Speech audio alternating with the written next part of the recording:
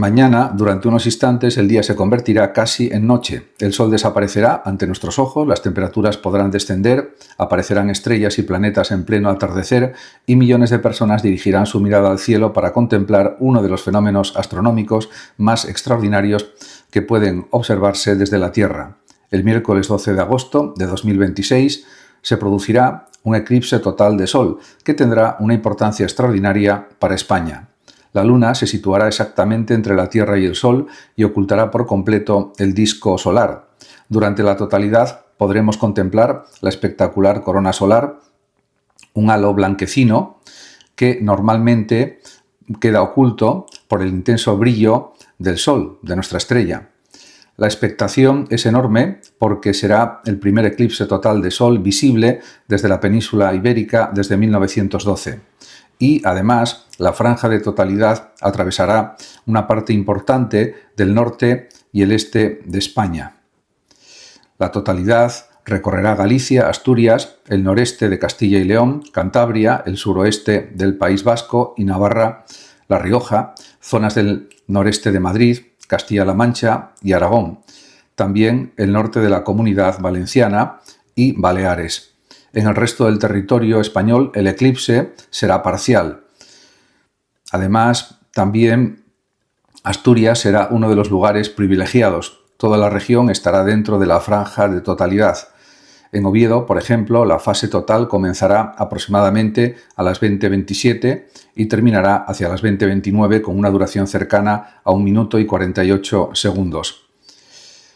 También hay que decir que la totalidad será breve, pero el eclipse completo durará mucho más tiempo. Comenzará como eclipse parcial alrededor de las 19:30 y terminará poco después de las 21:20, dependiendo del lugar. Y como ocurrirá cerca del atardecer, será fundamental disponer de un horizonte occidental completamente despejado. Durante la totalidad el cielo se oscurecerá de manera extraordinaria. Podrán aparecer algunos astros brillantes y la corona del Sol se hará visible, pero hay una advertencia fundamental. Nunca debemos mirar directamente al Sol durante las fases parciales sin protección ocular específica para eclipses, porque puede producir lesiones graves en la retina. Por tanto, mañana tendremos una oportunidad excepcional. Galicia, Asturias, Cantabria y otras zonas del norte peninsular se encuentran entre los territorios especialmente favorecidos, pero la totalidad también recorrerá buena parte del norte y este de España. No todo aquel que llega a España puede ser simplemente expulsado en cuestión de minutos, sin identificación, sin procedimiento y sin garantías. Esa es la trascendencia de la reciente sentencia del Tribunal Supremo. El Tribunal Supremo, en una sentencia hecha pública el 8 de julio de 2026, ha establecido que el denominado rechazo en frontera o devolución en caliente no puede aplicarse a las personas que intentan entrar en Ceuta o Melilla a nado y son interceptadas en el mar. En estos casos, la Administración no puede limitarse a devolverlas inmediatamente a Marruecos, sino que debe aplicar el procedimiento de devolución previsto legalmente con las garantías correspondientes. En este aspecto hay que decir que la precisión es fundamental. El Supremo no ha declarado que España carezca de mecanismos legales para devolver a extranjeros que entren irregularmente, ni ha establecido que toda persona que consiga superar una frontera deba permanecer necesariamente en España. Lo que determina es que una determinada modalidad de rechazo inmediato, el llamado rechazo en frontera, no puede utilizarse indiscriminadamente cuando la persona ha sido interceptada en el mar. ¿Por qué? Porque según la doctrina fijada por el Tribunal Supremo, esas personas se encuentran en una situación que exige la aplicación de las garantías propias del procedimiento de devolución. Esto implica que la Administración debe identificar y examinar individualmente la situación de la persona afectada y respetar las garantías jurídicas previstas por la legislación de extranjería. Además, aquí aparece una cuestión especialmente importante. Los menores no pueden ser tratados como si fueran adultos.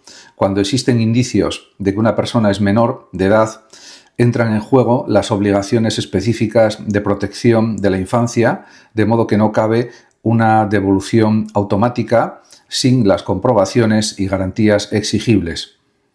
Por tanto, sería incorrecto interpretar la sentencia diciendo simplemente que el Supremo ha prohibido todas las devoluciones en caliente en Ceuta y Melilla. La resolución es más concreta, impide aplicar el rechazo en frontera a quienes son interceptados en el mar cuando pretenden entrar a nado, obligando a utilizar el procedimiento legal correspondiente. De esta forma, la sentencia tampoco significa que la frontera española esté abierta. De hecho, la legislación de extranjería continúa contemplando mecanismos de devolución y rechazo en determinados supuestos. Lo que recuerda el Supremo es algo esencial en un Estado de Derecho. El control de las fronteras debe ejercerse dentro de la ley y respetando los derechos fundamentales. Imagínese estar en Tenochtitlan y contemplar cómo en pleno día el sol comienza a desaparecer. Para los mexicas aquello no era simplemente un espectáculo celeste, podía significar que el orden del mundo estaba a punto de quebrarse. Los mexicas, también llamados aztecas, poseían importantes conocimientos sobre los movimientos de los astros y observaban atentamente el cielo. Sin embargo, su interpretación de los eclipses no se separaba de su concepción religiosa del universo. Un eclipse solar podía ser entendido como un acontecimiento extraordinario y potencialmente funesto, capaz de anunciar una alteración del orden cósmico.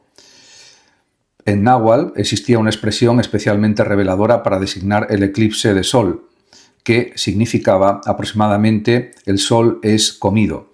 La imagen explica perfectamente el dramatismo del fenómeno. El astro, que proporcionaba luz y vida, parecía estar siendo devorado por una fuerza oscura.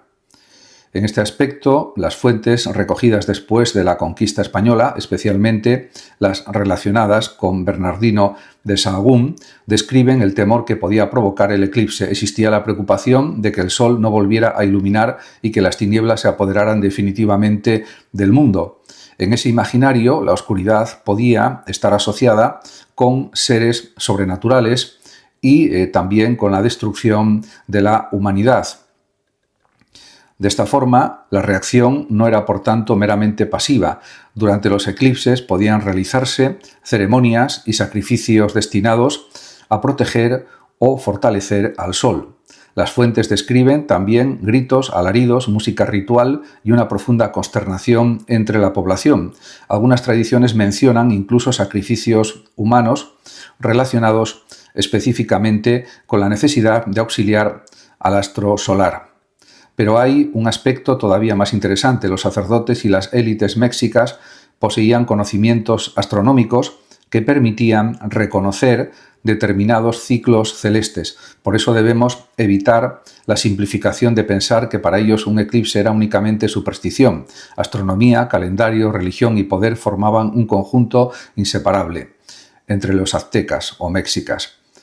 Un ejemplo particularmente significativo ocurrió en 1507, pocos años antes de la llegada de Hernán Cortés. Ese año se produjo un eclipse solar coincidiendo con acontecimientos de gran importancia ritual, entre ellos la renovación del ciclo de 52 años. Las fuentes relacionan aquel periodo con la preocupación por el destino del mundo y con la ceremonia del fuego nuevo. Imagine el cielo sobre Atenas o Roma. El sol empieza a desaparecer en pleno día. Las calles se oscurecen, la naturaleza parece detenerse y durante unos instantes los seres humanos contemplan algo que parece imposible. ¿Era aquello un mensaje de los dioses o un fenómeno que obedecía a las leyes de la naturaleza? La respuesta es sorprendentemente compleja. En la antigüedad grecorromana coexistieron dos maneras de interpretar los eclipses. Por una parte, persistieron las creencias religiosas, los presagios y el temor popular. Por otra, desde la filosofía griega comenzó a desarrollarse una explicación racional de estos fenómenos. Los eclipses fueron precisamente uno de los grandes estímulos para el nacimiento de la astronomía científica. En la época de Platón, en el siglo IV a.C., el estudio del cielo ya formaba parte de la educación filosófica. Para Platón, la astronomía tenía un valor intelectual extraordinario, porque permitía elevar la mente hacia el conocimiento del orden y de las regularidades celestes. Pero sería Aristóteles quien proporcionaría realmente algunas de las explicaciones naturales más influyentes de su tiempo. Entendía los eclipses dentro de una concepción física del cosmos y utilizó, por ejemplo, la sombra circular que proyecta la Tierra sobre la Luna durante los eclipses lunares como una de las pruebas de que nuestro planeta es esférico. Esto es fundamental. Los griegos cultos no tenían necesariamente una visión supersticiosa de los eclipses. Algunos filósofos intentaban comprenderlos mediante causas naturales, observación, geometría y razonamiento. La astronomía griega llegó a desarrollar modelos geométricos cada vez más sofisticados para explicar los movimientos del Sol y de la Luna. Sin embargo, eso no significa que desapareciera la superstición. En el mundo grecorromano, los acontecimientos celestes extraordinarios podían, sin duda, interpretarse también como presagios relacionados con guerras, gobernantes, desgracias o acontecimientos futuros. Las creencias populares y religiosas convivieron durante siglos con explicaciones racionales. En Roma encontramos esta misma dualidad. Autores como Plinio el Viejo conocían explicaciones físicas de los eclipses y discutían sus implicaciones astronómicas, pero también recogían acontecimientos y creencias que atribuían consecuencias extraordinarias a determinados fenómenos celestes. Y llegamos a Séneca, en el siglo I después de Cristo. En sus Cuestiones naturales analiza los fenómenos celestes desde una perspectiva racional y filosófica. Los eclipses no son simplemente manifestaciones arbitrarias de los dioses, deben buscarse sus causas naturales y comprenderse mediante la razón. Imagine que en pleno mediodía el sol comienza a desaparecer. No existe electricidad, no hay medios de comunicación y casi nadie puede explicar lo que está sucediendo. Para muchos europeos del siglo XIII, aquel oscurecimiento repentino podía parecer mucho más que un fenómeno natural, podía ser una advertencia del cielo. Hacia 1255, cuando Tomás de Aquino tenía alrededor de 30 años, Europa vivía una situación mucho más compleja de lo que a veces imaginamos. No todos contemplaban los eclipses con el mismo miedo, ni los consideraban necesariamente señales sobrenaturales o divinas. Existían conocimientos astronómicos capaces de explicar y en determinados casos predecir estos fenómenos. De hecho, durante la Edad Media europea se registraron numerosos eclipses, especialmente a partir del año 1000. Y en este sentido hay que decir que el conocimiento científico y la interpretación religiosa convivían. La astronomía medieval europea se apoyaba en buena medida en la tradición de Ptolomeo y en conocimientos transmitidos y desarrollados por el mundo islámico. Los astrónomos podían comprender que un eclipse solar se producía cuando la luna se interponía entre la Tierra y el Sol, mientras que uno lunar tenía lugar cuando la Tierra proyectaba su sombra sobre la luna. También hay que señalar que saber explicar el mecanismo no significaba que desaparecieran las interpretaciones religiosas o astrológicas, que seguían conviviendo con las científicas.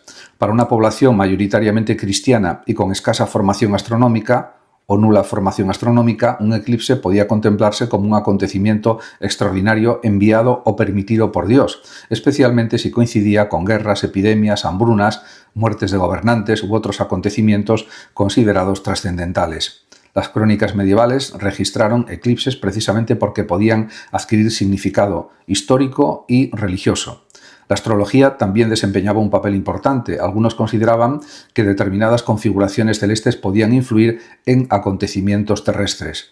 Pero aquí conviene introducir una precisión. La Iglesia medieval no aceptaba sin más cualquier forma de astrología. Existía un debate intelectual sobre qué influencia podían ejercer los astros y dónde comenzaba la superstición o la adivinación.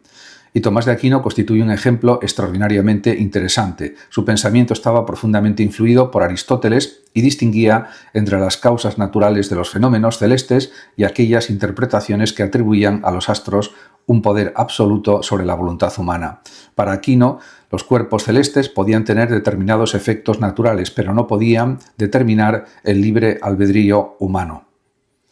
Incluso cuando habla del oscurecimiento del Sol y de la Luna relacionado con el fin de los tiempos, Aquino contempla la posibilidad de una intervención divina